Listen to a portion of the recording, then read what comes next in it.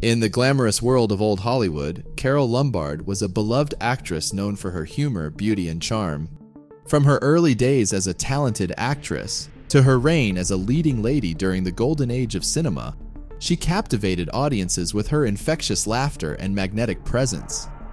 However, tragedy struck at the peak of her career, leaving Hollywood and her fans devastated. Join us as we explore the incredible journey of Carole Lombard, from her meteoric rise to her untimely demise. Carole Lombard was born as Jane Alice Peters on October 6, 1908, into a wealthy family in Fort Wayne, Indiana. After her parents split, her mother took the kids and moved to Los Angeles in 1914. And with their father's financial support, the family could live comfortably and settled into an apartment near Venice Boulevard. During her time at Virgil Junior High School, Carole was an active athlete, excelling in tennis, volleyball, and swimming, even winning multiple trophies in athletics. And at the age of 12, her passion for sports landed Carole her first screen role. While playing baseball, she caught the eye of film director Alan Duane, who later recalled seeing a cute-looking little tomboy out there knocking the hell out of the other kids, playing better baseball than they were, and I needed someone of her type for this movie I was making. With her mother's encouragement, Carole took a small role in the melodrama A Perfect Crime. And even though she was on set for only 2 days, this experience sparked her passion for acting and laid the foundation for her movie career. This led Carole and her mother to seek more film work, but unfortunately, these initial attempts proved unsuccessful. But at the age of 15, an employee of Charlie Chaplin scouted Carole and offered her a screen test for The Gold Rush. Although she didn't get the role, Vitagraph Film noticed her performance and wanted to sign her, with the condition to adopt a new first name. This led her to choose the name Carole, the name of a girl with whom she played tennis in high school. Then, in October 1924, 16-year-old Carole signed a contract with the Fox Film Corporation. Her striking beauty impressed the studio head, securing her a $75 per week contract, which led her to leave school and pursue an acting career full-time. Most of her roles at Fox were minor parts in low-budget westerns and adventure films. Carole later remarked, "All I had to do was simper prettily at the hero and scream with terror when he battled with the villain." But despite this, she enjoyed the other aspects of the film industry, including photo shoots, costume fittings, and socializing with fellow actors on set. Then, on September 9th, 1927, something terrible happened. 18-year-old Carole was on a date with a man named Harry Cooper when their car collided with another vehicle on Santa Monica Boulevard. The impact caused the windshield to shatter, and shards of glass severely cut Carole's face from her nose and across her left cheek to her eye. She had to undergo reconstructive surgery and faced a long and challenging recovery period. Carole even filed a $35,000 lawsuit against Harry, holding him responsible for the big scar on her face. However, she eventually settled for $3,000. At that time, Carole was already under contract with Mack Sennett, a producer known as the King of Comedy. Carole feared the accident would end her career, but Mack promised to support her recovery. He provided her with lucrative film roles and significant publicity, including the nickname Carole of the Curves, to shift the audience's focus away from her facial scars. With the help of makeup and careful lighting, Carole learned to conceal the marks and went on to shine in Mack Sennett's films, where her physicality and sensuality were the key elements of her performances. Although Carole initially had doubts about slapstick comedies, she became one of Sennett's bathing beauties, appearing in 18 silent short comedies between 1927 and 1929.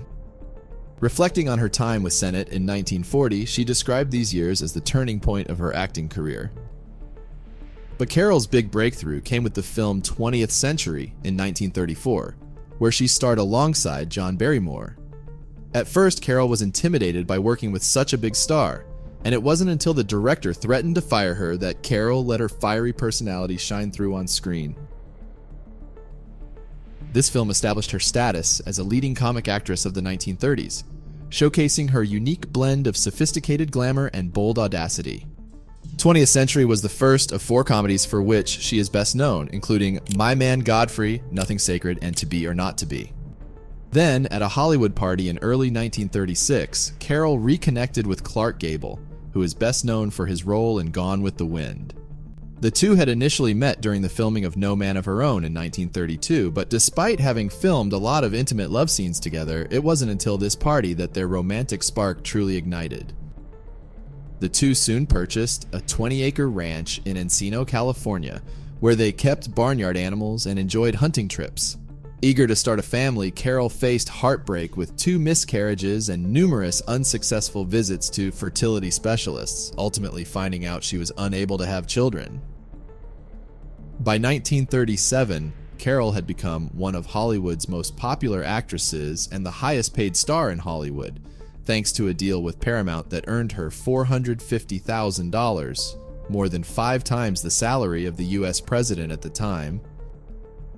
While she is best remembered for her comedic talent, Carole was also a highly capable dramatic actress, as seen in Vigil in the Night, and They Knew What They Wanted.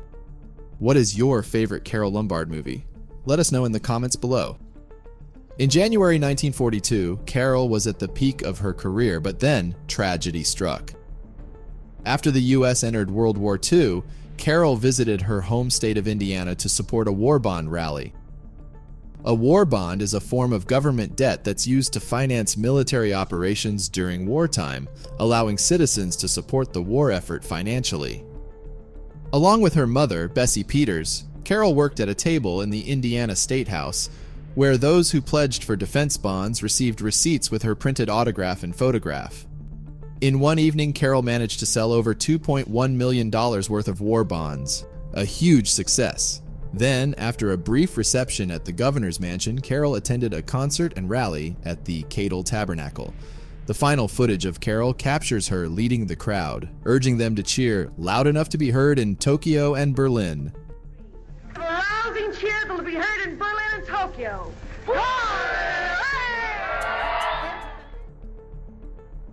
But the day was exhausting, and Carole couldn't wait to get back to her husband. Although her party was scheduled to travel back by train the next day, Carole was eager to reach home more quickly and wanted to travel by air. However, her mother and Clark Gable's press agent, Otto Winkler, were afraid of flying and wanted to stick with the original travel plans. Otto had a terrifying dream the Sunday before the trip, waking up sweating and screaming and telling his wife Jill that he dreamt he would die if he was on a plane. He really didn't want to fly, but Carole was determined. They eventually flipped a coin to decide, and Otto lost. Then Carole's mother tried to talk her out of it, admitting she was superstitious. She was into numerology and told Carole that they shouldn't get on this plane because a certain number appeared 3 times, indicating bad luck. But despite their concerns, Carole was not going to change her mind.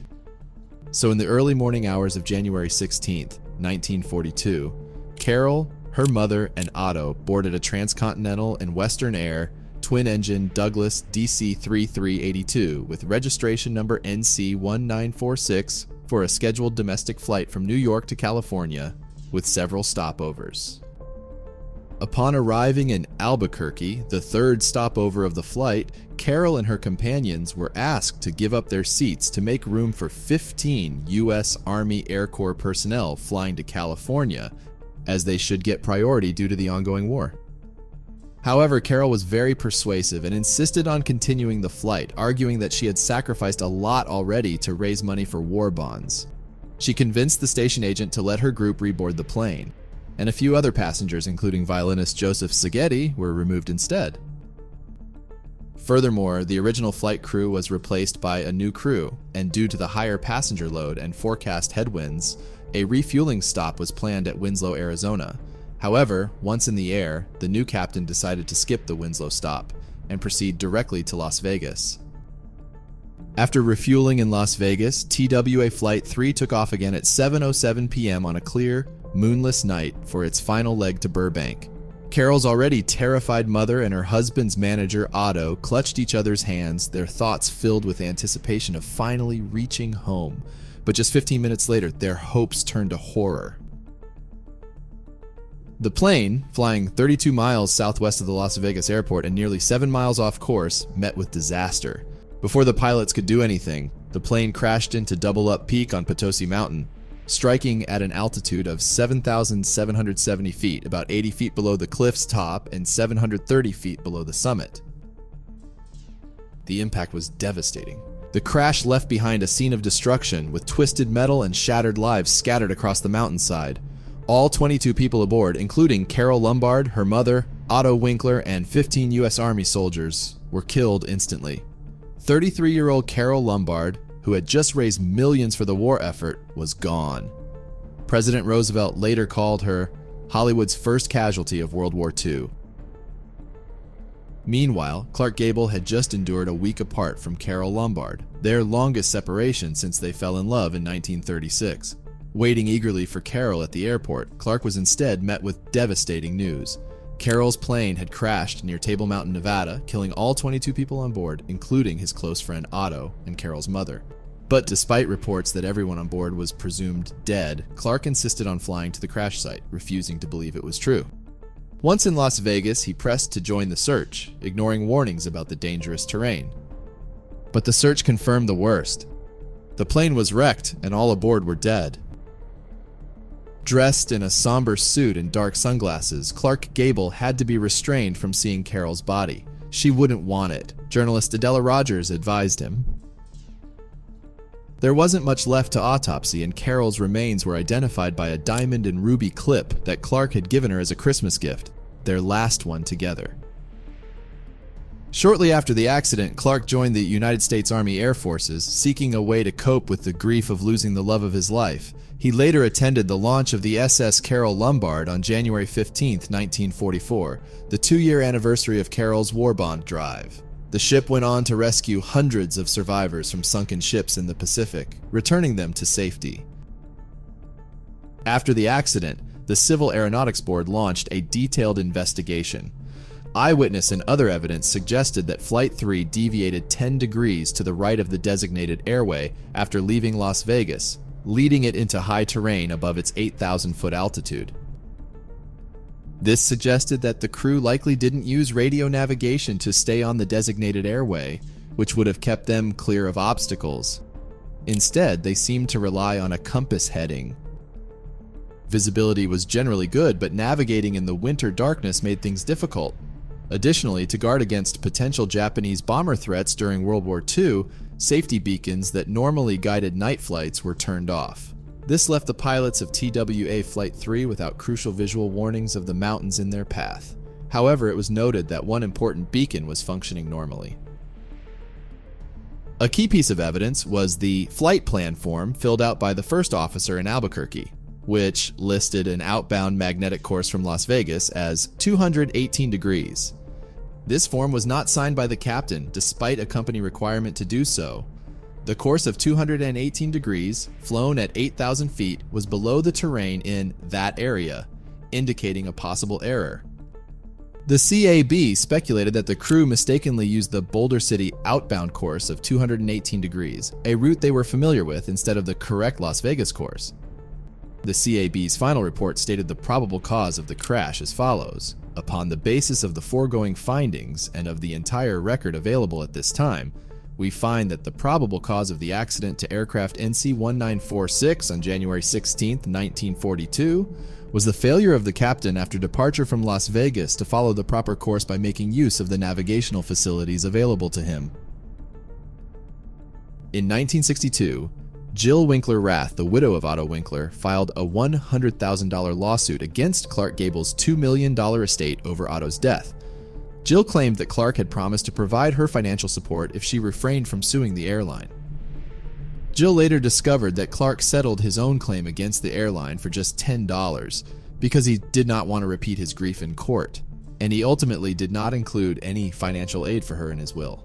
The Los Angeles Superior Court dismissed the suit. At the time of her death, Carole Lombard's final film, To Be or Not to Be, was in post-production. Allegedly, the producers decided to cut a line in which Carole's character asks what can happen on a plane, out of respect for the circumstances surrounding her death. In 1999, the American Film Institute ranked Carole Lombard 23rd on its list of the 25 greatest American female screen legends of classic Hollywood cinema. Additionally, she has a star on the Hollywood Walk of Fame, which is also featured in the movie Pretty Woman. As we conclude our look at Carole Lombard's life, we remember her as one of Hollywood's brightest stars.